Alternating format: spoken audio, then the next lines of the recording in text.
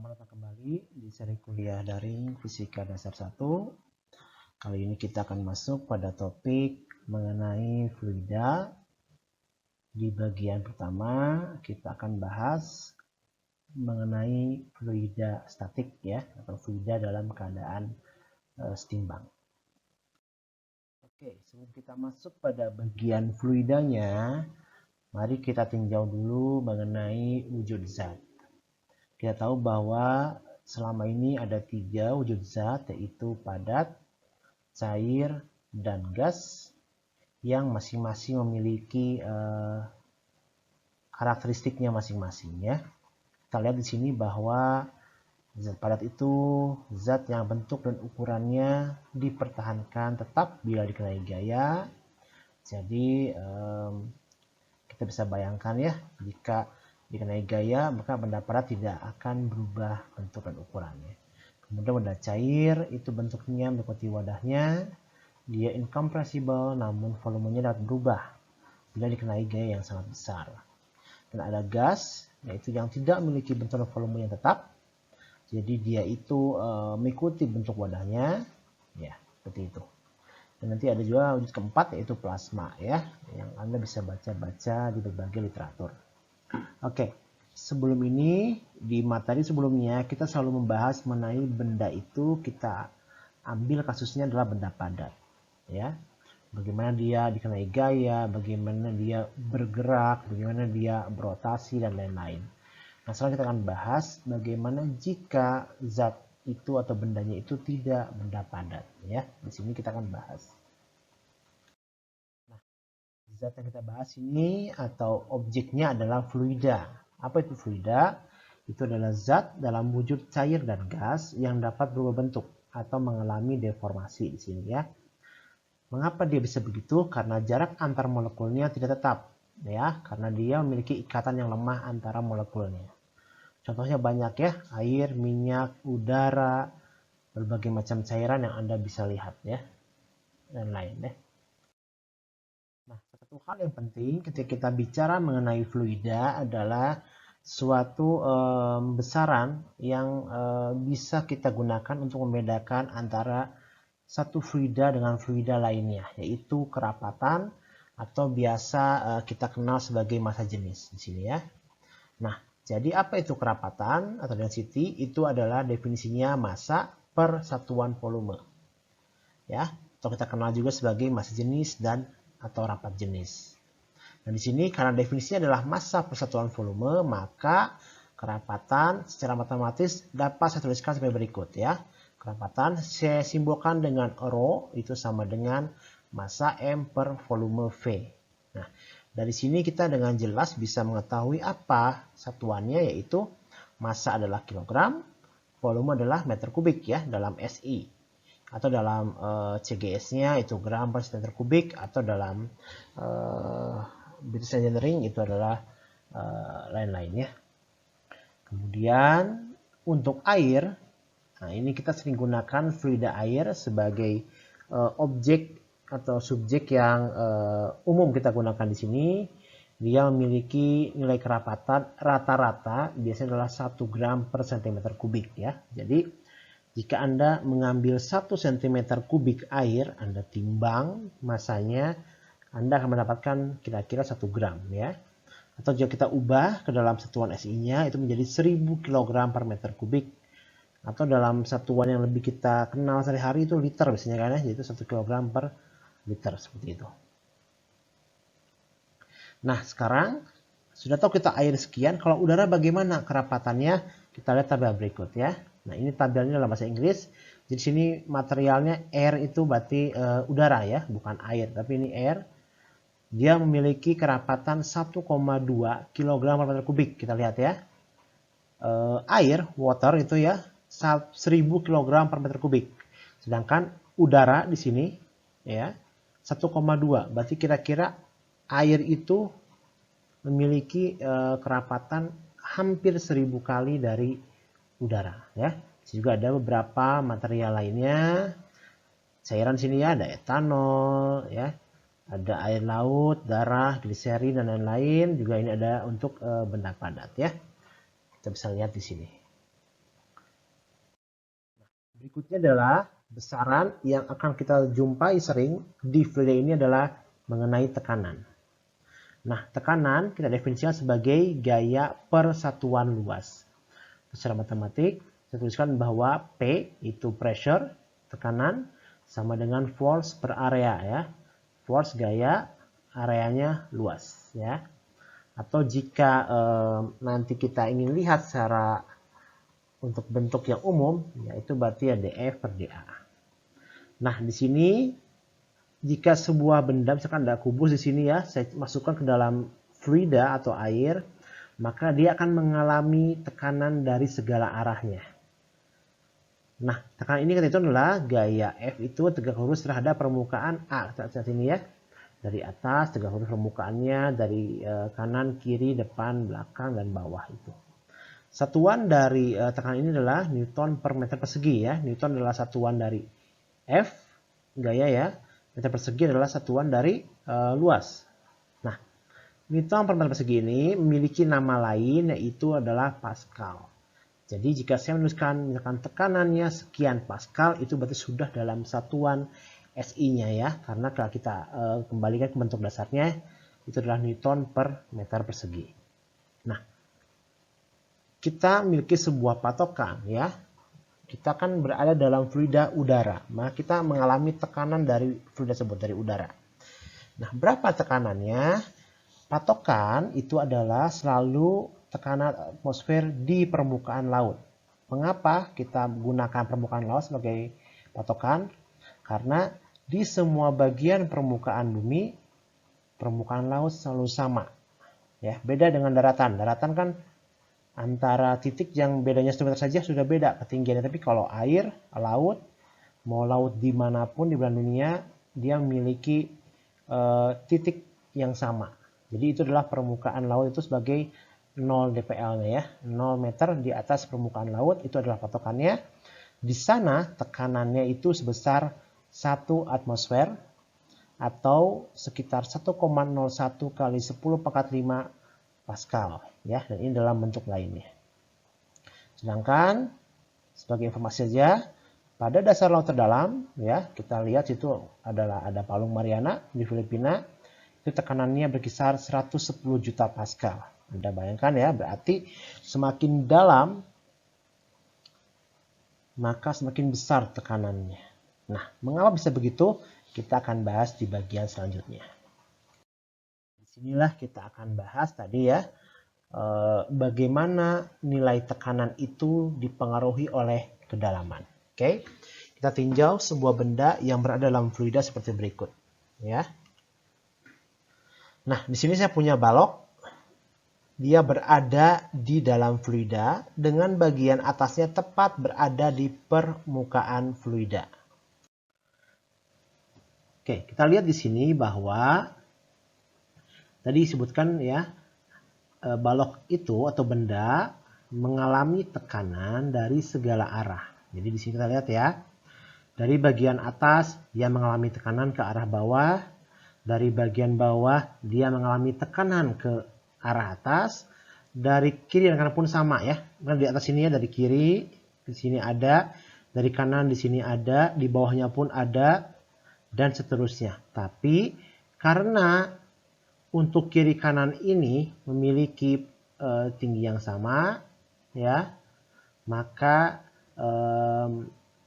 tekanan total pada titik masing-masing ini nilainya 0, saling menghilangkan. Berarti nanti secara umum kita cukup melihat tekanan dari atas ke bawah dan tekanan dari bawah ke atas karena dia memiliki posisi yang berbeda ya. Kita ambil misalkan balok ini punya tinggi H. Oke, kita gunakan hukum Newtonnya dan konsep tekanan ya. Kita gunakan hukum Newton untuk melihat total gaya dalam arah Y, arah tegak ya. Sini berarti ada F bagian bawah yang ini, arahnya ke atas jadi positif ya. Ada F di bagian atas yang arahnya ke bawah jadi negatif di sini. Dan ada berat dari baloknya yang arahnya ke bawah. Negatif lagi di sini gaya berat ya. Diingat lagi konsep mengenai dinamikanya ya. Nah, kemudian kita gunakan konsep tekanannya, yaitu kan kita sudah belajar bahwa tadi P sama dengan F dibagi A. Sehingga F menjadi P dikalikan A. Nah, yang bagian bawah itu adalah P dikalikan A. A-nya adalah luas bagian bawah balok. Dikurangi F atas berarti P dikali A. Tapi karena bagian atas ada di permukaan air, di udara, maka P-nya adalah P0. Yang tadi 1 atmosfer itu ya. Kalikan A, A-nya luas permukaan di atas.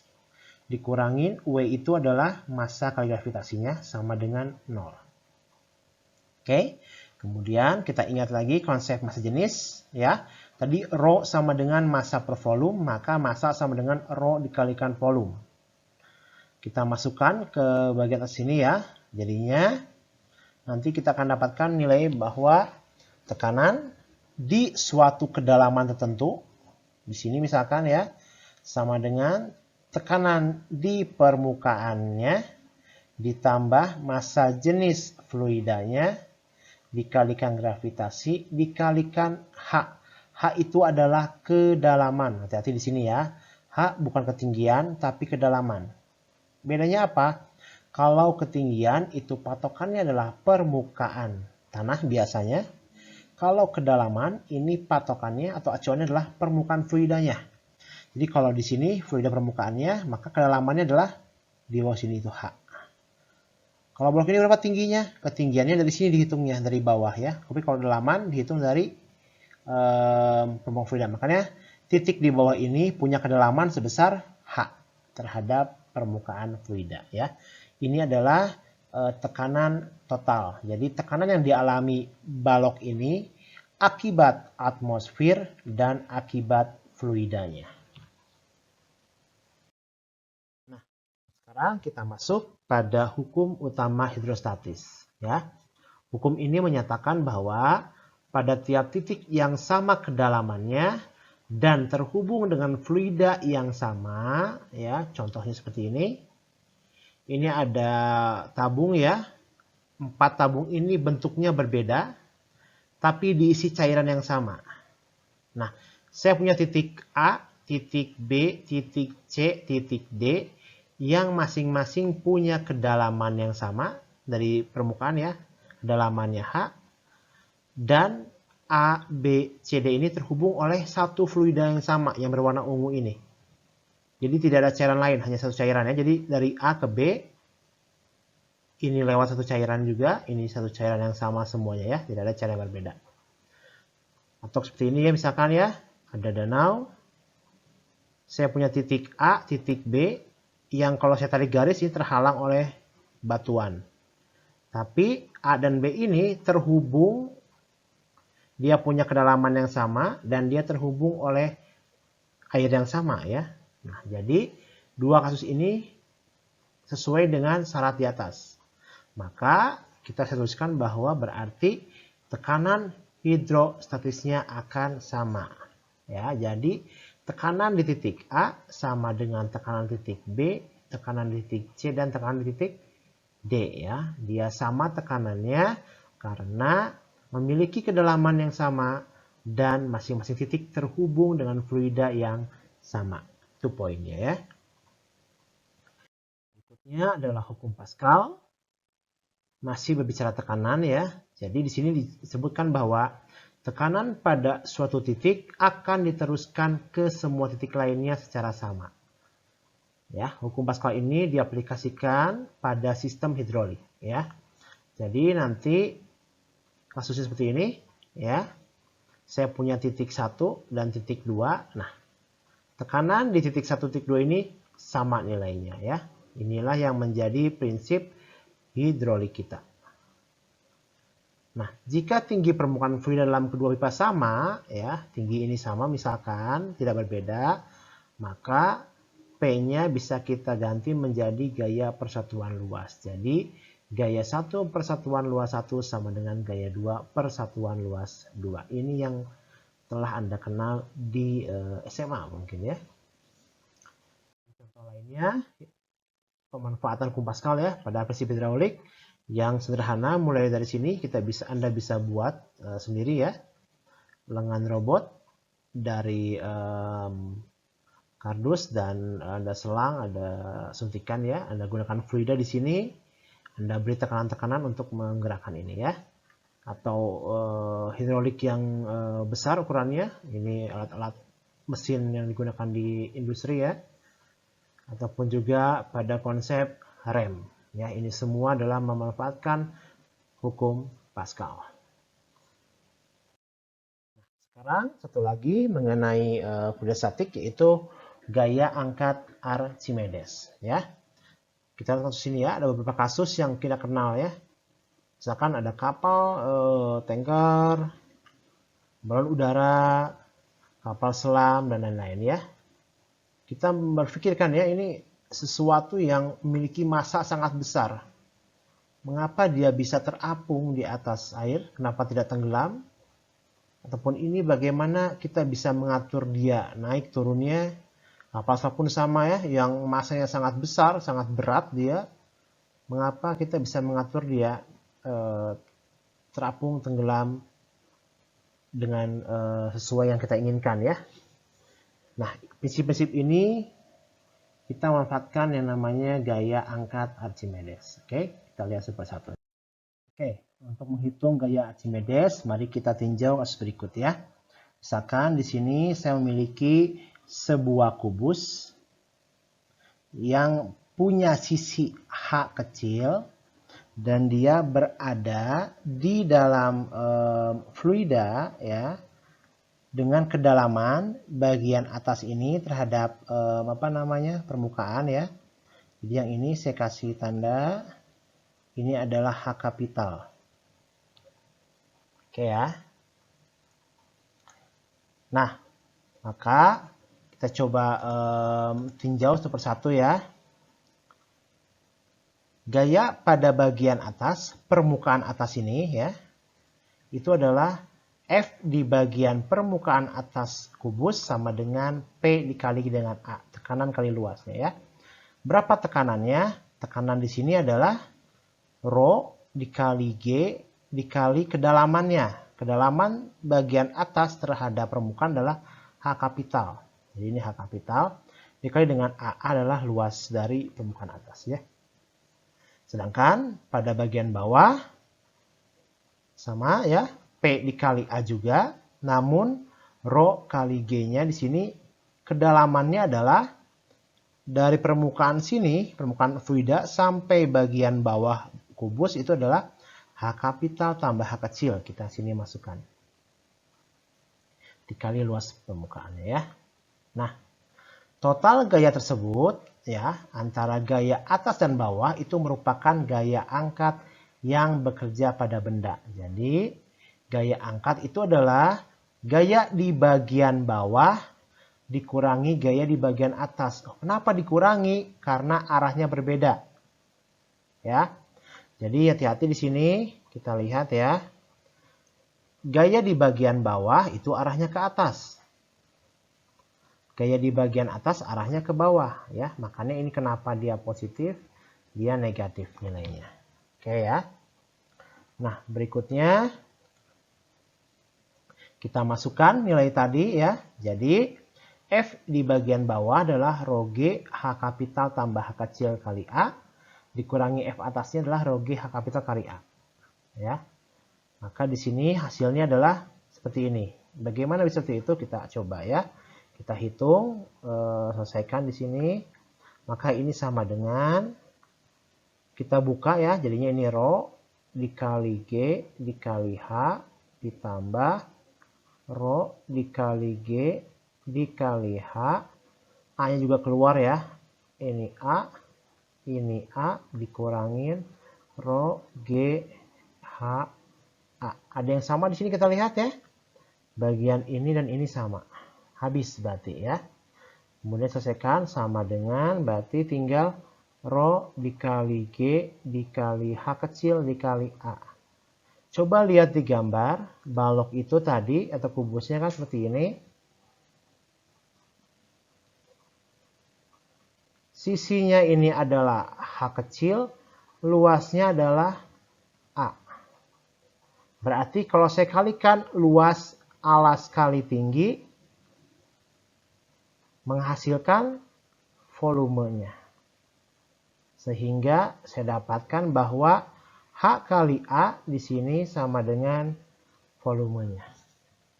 Volume BF, maksudnya apa? Itu adalah volume benda yang berada di dalam fluida. Ya, karena gaya angkat Archimedes ini nilainya sebanding dengan volume fluida yang dipindahkan oleh benda tersebut.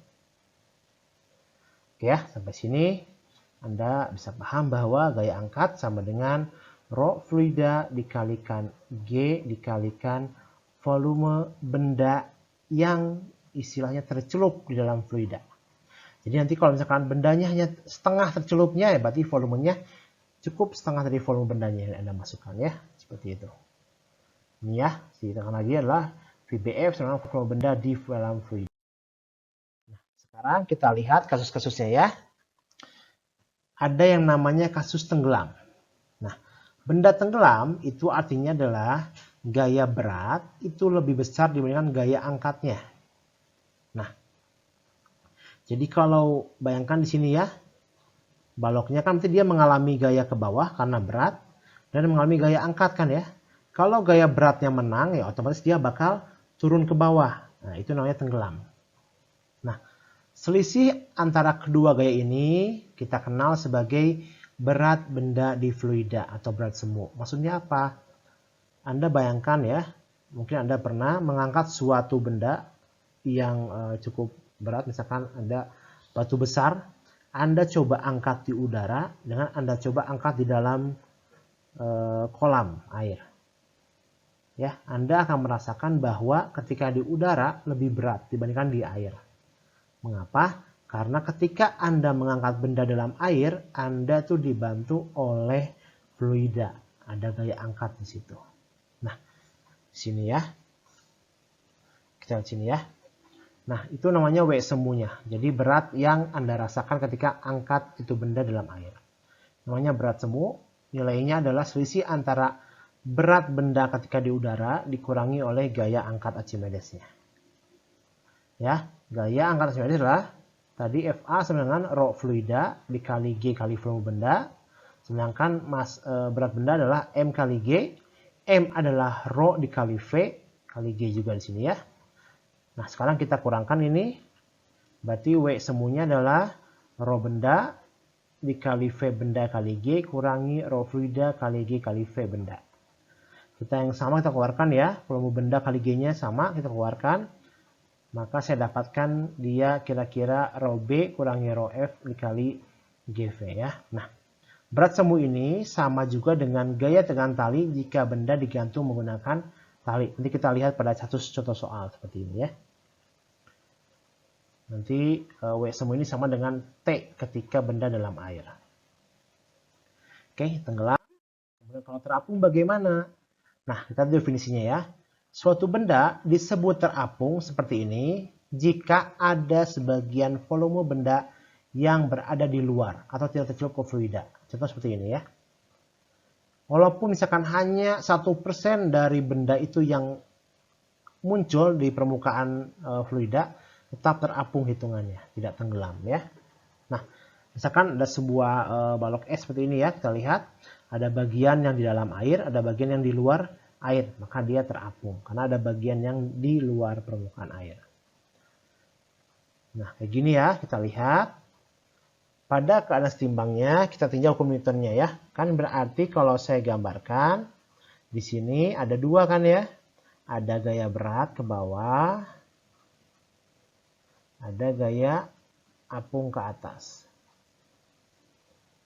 Ya, ini berarti kalau sigma F-nya sama dengan 0. Kalau dia setimbang, artinya dia tidak bergerak di situ.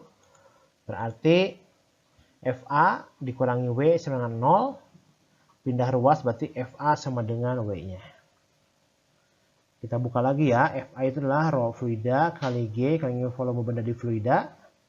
W-nya adalah mg, M-nya rho kali V. Seperti ini. Ingat ya. Lihat ini, VBF adalah volume benda yang ada di dalam fluida. Jadi hanya bagian yang tercelup saja, sedangkan VB ini adalah volume benda totalnya. ya. Seperti itu. Maka ini saya masukkan, kira-kira perhitungannya untuk memperoleh seperti itu. Kira-kira kita masukkan ya, berarti dari sini saya punya rho fluida kali G kali volume benda di fluida sama dengan rho benda kali V benda dikali G ya. Dicoret yang sama G-nya, sehingga rho benda sama dengan pindah ruas ya. Volume benda di fluida dibagi volume benda dikali rho fluida ya, sama kan dengan ini. Oke ya, kita ingat sini ya. Atau ini bisa juga nanti persamaannya. Bagian itu adalah yang atas VBF, volume benda tersebut fluida, VB-nya adalah volume benda totalnya ya, seperti itu. Nah, itu adalah akhir dari bagian pertama ini mengenai fluid statik. Anda bisa meneruskan ke video selanjutnya.